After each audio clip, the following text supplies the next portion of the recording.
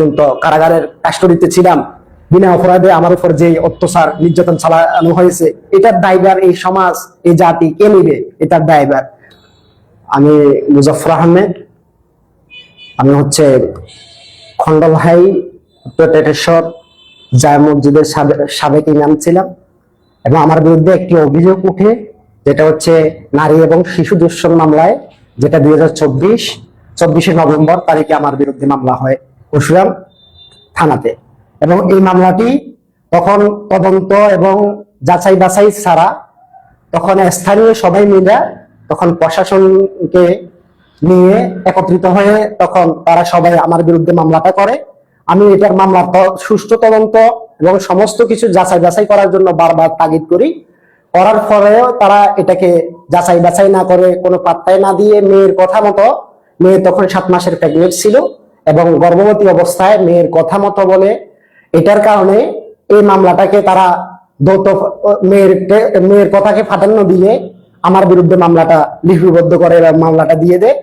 শেষমেশ আমি যখন ডিএনএ আবেদন করি, ডিএনএ আবেদন করার পরে এটা গ্রহণযোগ্যতার ভিতরে কোর্টে যাওয়ার পরে বিষয়টি কোর্ট এটা আমলে নেই এবং ডিএনএ পর্যায়ে নিয়ে যায়, এবং আমাকে ডিএনএ ক্ষেত্রে প্রেরণ করা হয় ঢাকা সিআইডিতে মালিবাগ।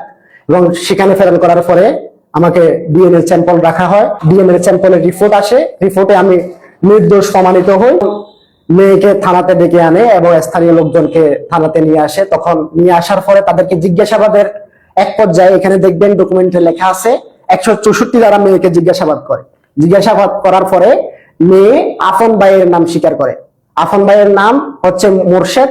এই মোরশেদের তখন পুলিশ বিকাল বেলায় মোরশেদকে কাপ্তান বাজার ব্রিকফিল্ড থেকে গ্রেফতার করে। গ্রেফতার করার পরে মুর্শিদকে সাথে সাথে জিজ্ঞাসাবাদ করার পরে দর্শন করছি এটা স্বীকারোক্তি প্রদান করে দেয় পুলিশের কাছে। তখন পুলিশ এটাকে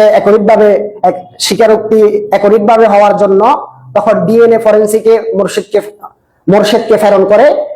স্যাম্পল গুলো রাখার পরে তখন দ্বিতীয়বার যখন বাইরের ডিএনএটা করার পরে তখন বাইরের সাথে 99% মিল পাওয়া যায় এবং 99% মিল পাওয়া যায় একরিতভাবে। এবং বাচ্চা তখন আপনার যখন 2024 সাল, তখন ওই মামলা করার সময় মেয়েটা 7 মাসের প্রেগনেন্ট ছিল, গর্ভবতী অবস্থায়, এটা বলে মামলা করে আমার বিরুদ্ধে। তখন ফেব্রুয়ারিতে বাচ্চাটা জন্মগ্রহণ করে এবং বাচ্চাটার স্যাম্পল এবং আমার সাথে বাচ্চাটার স্যাম্পল মিলায় এবং বাচ্চাটার সাথে আবার বাই মোরশেদের স্যাম্পলকে মিলকরণ করা হয়। তখন এই তিনটা স্যাম্পল মিল করার ক্ষেত্রে আমার পক্ষে আসে রিপোর্টটা, আমার 0%, আমার কোনো দোষ পাই নাই এখানে। 99% বাইয়ের বিপক্ষে তখন রিপোর্টটা আসে এবং বাই দোষী হিসেবে সাব্যস্ত হয় 99%।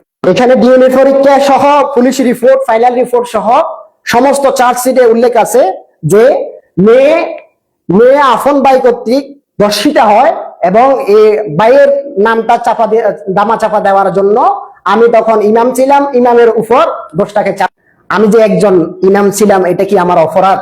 আমি কি মানুষদেরকে সেবা দেওয়ার জন্য আমি যে একটা উদ্যোগ গ্রহণ করছিলাম, এটা কি আমার অপরাধ? আমার জন্য আমি চাচ্ছিলাম দেশকে সেবা দেওয়ার জন্য এবং সমাজকে সেবা দেওয়ার জন্য, মানুষকে, ছেলে মেয়েদেরকে মানুষ হিসাবে গড়ে তোলার জন্য।